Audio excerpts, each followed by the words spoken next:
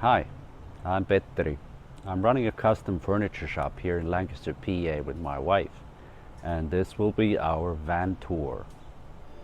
So the short recap on how this van got started, and the beginning of it was probably a couple of years ago. I remember watching a lot of the tiny house, tiny living shows on TV, and also that kind of led me into looking into YouTube what is out there about these vehicles turned into dwellings. And I remember seeing a bunch of video made by this gentleman. I believe his name is Ewan Gray or something like that. I'm sorry, I'm butchering the name. That's all right. But he runs a series of videos called 7 Wonders the World. And he had chosen a step van for his tiny home on wheels. And that got me thinking that I'd like to try my hand on similar things. And started to look at different vehicles and eventually found the one that we are looking at today. And it started out as a bread truck down in Florida, and some years later found its way all the way upstate New York, close to the Canadian border. And these gentlemen up there had a veggie farm that they were using the vehicle to, you know, take their produce into local markets. And it was exactly the type that I wanted, the size and the engine and the transmission. That we'll talk about those later. But that's pretty much the beginning of the transformation for this one. So let's take a closer look at the vehicle. Come with me. So the vehicle is Freightliner MT45. It's a delivery truck. Most of you are probably familiar with it being the most common FedEx truck. It's pretty much bumper to bumper, 28 feet long. It's 8 feet wide and 11 feet tall in our configuration. And I specifically wanted this van because of the components, so to speak, that it has. I wanted it to be the Cummins straight 6 24 valve turbo diesel engine with the Allison automatic transmission in it. And the driveline is really heavy duty for what it is now. It's got the Dana 80 or 88 rear axle. It's a dually. It's capable of carrying a lot of load. In this case, it's really not. Everything that's been built inside has been made very lightweight. So basically that's the main stats of the vehicle. This one is a 2003, so it already has some age, but these things were built to last. The Cummins and the Allison combination is, many of them call it the million-mile combination. So this one does have a little over 240,000 miles on it, but it's really nothing for the vehicle. When I started the project, we went through with my dad. My dad was helping in the beginning with the engine, the transmission, the brakes, driveline in general, suspension, bearings, what have you. So it's really in good condition now. It was in pretty good condition to start with, but we did have to do some work, and we'll take a closer look. We'll take a look at some of the feature and the modifications that can be seen from the outside, and which all have something to do with the mechanicals what is happening also inside, what is needed for those. But starting from the rear, we added at the rear, there's a storage unit that holds some of the tools needed maybe for the basic fixes that we might have to do on the road.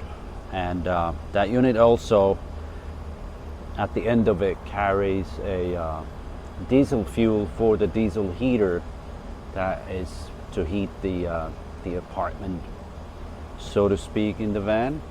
So that is behind door number 1 going forward. Up next also is some of the water. So I installed 3 45-gallon tanks underneath the floor because there's a lot of room on both right and left side of the frame rails. So that is the perfect place to store these larger units that would take a considerable amount of space if they were installed inside. Because they're outside and exposed to the elements, all of the tanks have been built into plywood boxes that have been clad with aluminum, and they have insulation inside, and on the bottom of the enclosure there's tank heater pads, so we can heat up those if we were using this in a winter time, so the water tanks won't freeze up. So 2 of the tanks are for fresh water, so there's 90 gallons of fresh water, and 1 is dedicated to be a gray water tank. And going forward towards the front of it, so in front we have both right and left side, we have some outlets, so we can actually power some lighting, some additional electrical devices outside that need 110 volt. And the second owners of the van, upstate New York, installed this self-made, I don't know, what do you call that, like a protective bumper to, because they were driving on roads and there's a lot of wildlife over there, and if they would hit a larger animal, it would basically destroy the intercooler, and that would be the end of the journey there. So this is, it looks rough, we might change it or we might keep it. We've kept the whole van kind of rough looking, kind of industrial looking, for a reason. It doesn't draw as much attention. Kind of nice to have it stealthy looking.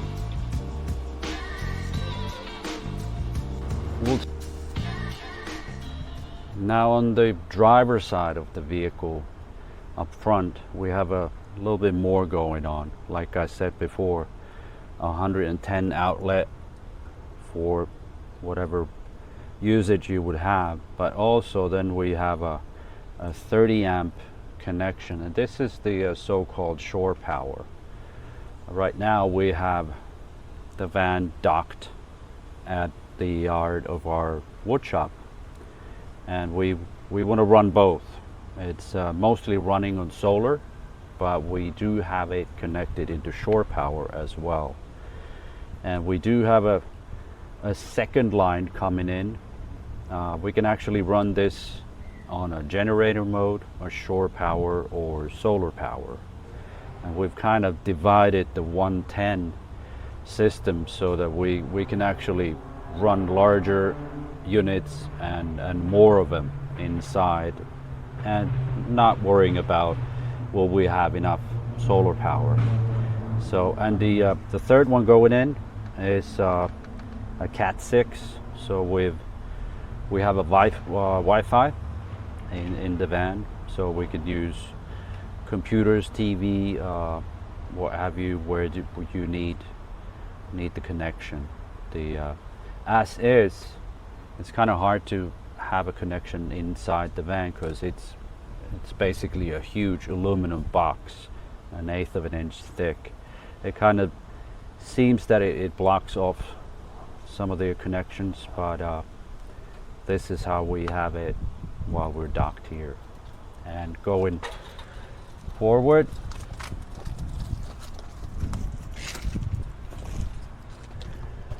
next one on this side, of course, we have the where we put more diesel fuel into the vehicle to drive it. But behind that one, we have a hatch. That behind that, there's a spot for 2 propane tanks. Right now we just have one because we're really not using it that much, and we don't have a crazy amount of appliances that would need propane, but it has 2 bays. Last one at the back is the third 45-gallon water tank. This one is actually connected with plumbing and onto the other freshwater tank on the other side, and that combines them into a 90-gallon capacity.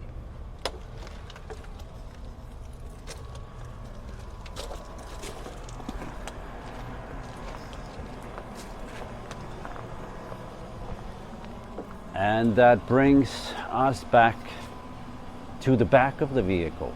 So the back of the vehicle, this originally had the roll-up door that so many of these have. They either have a roll-up door or dual, more conventional doors. This had the aluminum roll-up, and I wanted to remove it because it takes some of the inside height away because of how the mechanism works, and more of the reason was that I wanted to have the French doors at the back, full glass, so it will get as much natural light through the back as possible, and to be able to add this gate at the back, which is kind of like a little patio.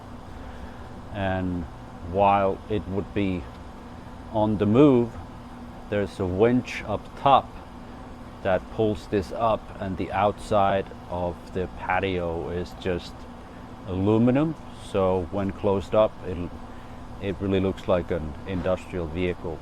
But when parked, we can lower it down and have these custom very low seat height seating units over here.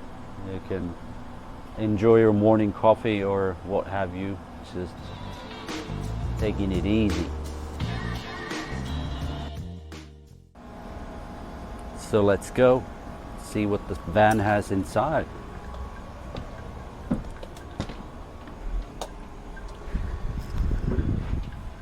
All right.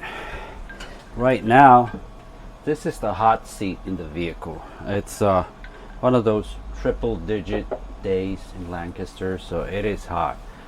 And the cockpit is the space inside the vehicle that does not have an AC. So anyway, about it. So originally, this was very utilitarian. So what you see is pretty much none of it is original. Originally, these come with the driver's seat. This is the original style. It is a new seat, but it's the original style. It had a jump seat.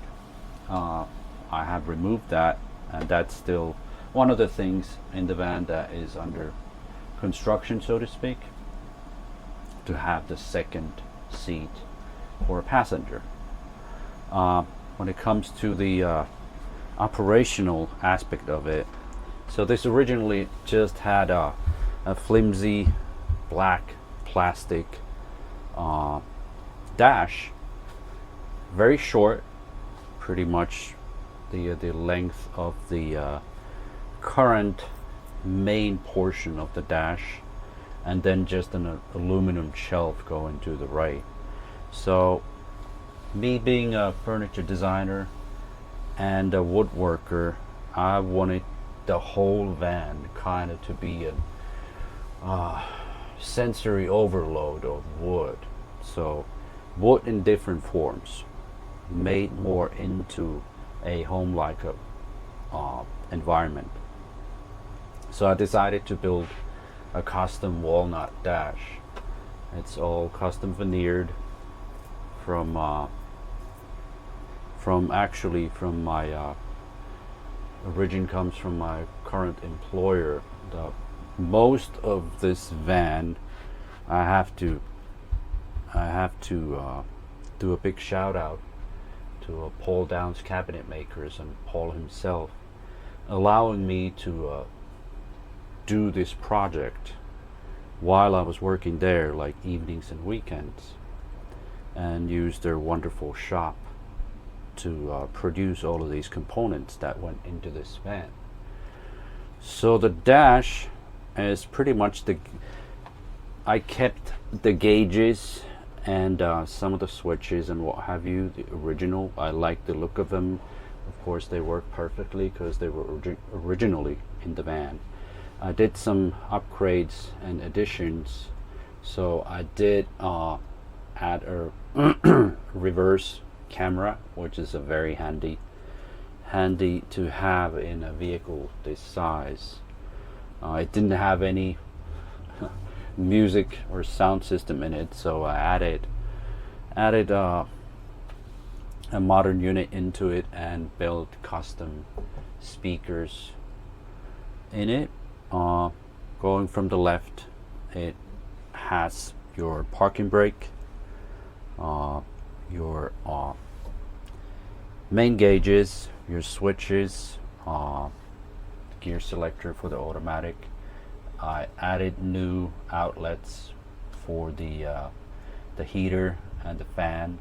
It still has the original additional fan mounted. What else was added into it? It's a quite tall vehicle. It's the only vehicle that I've actually been able to drive standing up, and so I added a lot of overhead storage. It's the storage is all custom white oak rift, and that's for your odd stuff that you would have, and also some of the technical things. So over on my left side up here that's the spot for your fuse boxes. So this vehicle has a 12 volt, 24 volt and 110 volt systems. Over on my left side over here, this casing, inside of it is the 3000 watt inverter.